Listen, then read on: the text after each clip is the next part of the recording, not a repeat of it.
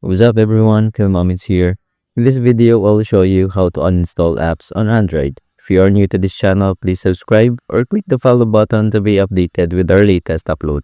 Now this process basically works in all Android devices. I'll show you 3 ways on how you can uninstall apps on Android. So first, while you're on your home screen, let's say you've added that app on your home screen. All you have to do is long press on the app icon, then click the uninstall button. Now second, in your app drawer, look for that app that you want to uninstall. Then long press the app icon again, then click the uninstall button. Lastly, go to your settings, scroll down, then go to apps. In here, look for the app that you want to uninstall.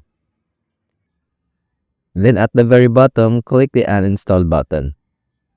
So that's how you uninstall apps on Android. For more how-to tutorials, please subscribe or click our other videos to keep on watching.